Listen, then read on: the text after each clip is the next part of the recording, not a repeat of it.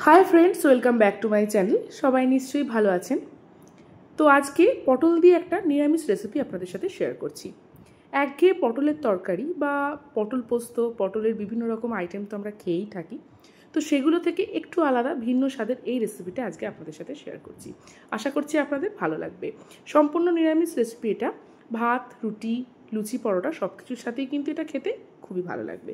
চলুন তাহলে শুরু করা যাক। প্রথমে আমি একটা মশলা তৈরি করছি।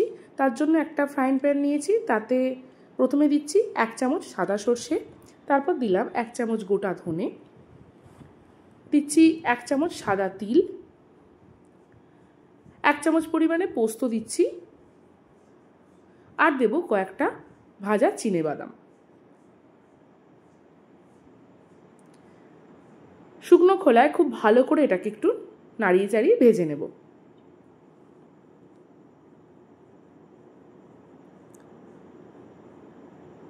একটা শুকনো লঙ্কা দিচ্ছি। আমি এটা প্রথমে শুকনো লঙ্কাটা দিতে খেয়াল করিনি, এই জন্য লাস্টে দিলাম। তো যে যেরকম ঝাল খাবেন সেই ওয়াইজ এখানে লঙ্কাটা অ্যাড করবেন। খুব ভালো করে নাড়িয়ে চাড়িয়ে মিশিয়ে নেওয়া হয়ে গেলে ঠান্ডা করে এটার একটা মিহি পেস্ট তৈরি করে নেব। এবার একটা কড়াই বসিয়েছি, তাতে দিচ্ছি পর্যাপ্ত পরিমাণে রিফাইন্ড অয়েল। একটু তেলটা গরম হয়ে গেলে এইভাবে দুভাগ করে কেটে নেওয়া পটলগুলোকে ভেজে নেব। এখানে ওই 10-12টা মতো পটল আমি এখানে নিয়েছি, তো দুভাগ করে কেটে নিয়েছি। খুব ভালো করে পটলটা ভেজে নেব।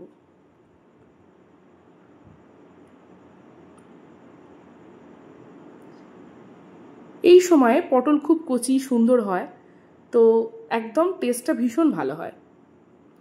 পটলগুলো লাল লাল করে ভেজে নেওয়া হয়ে গেলে একটা পাত্রের মধ্যে তুলে রেখে দিচ্ছি।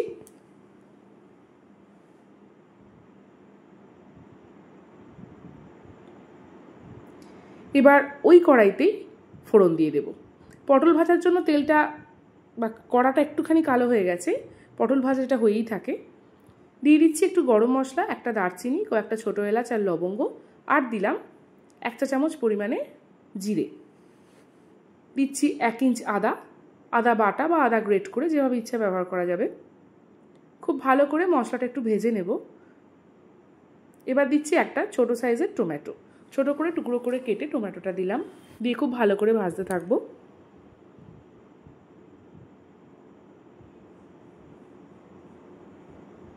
দিচ্ছি স্বাদ মতো লবণ। টমেটোটা নরম হয়ে যাবে, সামান্য একটু চিনি দিলাম। মশলাটা খুব ভালো করে কষাবো। মশলাটা কষানো হয়ে গেলে আর টমেটোগুলো একটু নরম হয়ে গেলে এখন এর মধ্যে একে একে বেসিক মশলাগুলো দিয়ে দেবো। দিয়ে দিচ্ছি 1 চা চামচ হলুদ গুঁড়ো, 1 চা চামচ কাশ্মীরি লাল লঙ্কার গুঁড়ো, দিয়ে খুব ভালো করে মেশাবো।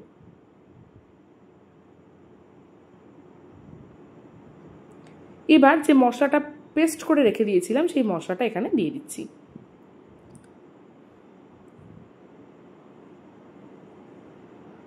খুব ভালো করে এবার মশলাটা কষাতে হবে।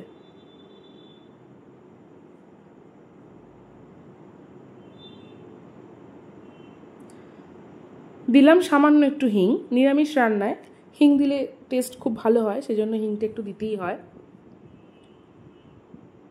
আপনারা তেলের মধ্যে হিং দিতে পারেন প্রথমেই, কিন্তু তাতে হিংটা পুড়ে যায় বলে একটু শেষে দিই আমি।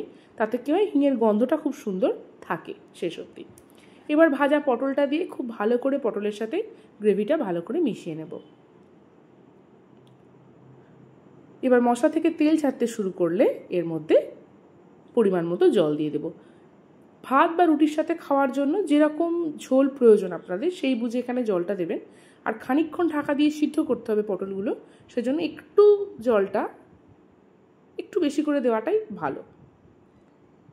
এবার গ্যাসের ফ্লেমটা মিডিয়াম লো করে ঢাকনা চাপা দিয়ে 5 থেকে 7 মিনিট একটু পটলগুলো সিদ্ধ হতে দেব।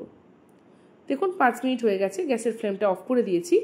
এরকম গ্রেভি রয়েছে, এটা রুটি বা ভাত সব কিছুর সাথেই মেখে খেতে ভীষণ ভালো লাগবে। একদম শেষে একটু গরম মশলা ছড়িয়ে এটাকে সার্ভ করব। তৈরি আমাদের গরম গরম পটলের সবজি। রেসিপিটা কীরকম লাগলো আমাকে অবশ্যই জানাবেন। যদি ভালো থাকে লাইক, শেয়ার, সাবস্ক্রাইব করবেন, পাশে থাকবেন। সুস্থ থাকবেন, ভালো থাকবেন। আজকের মতো এই পর্যন্তই। আবারও দেখা হবে নতুন কোনো রেসিপি নিয়ে অন্য একদিন। ধন্যবাদ।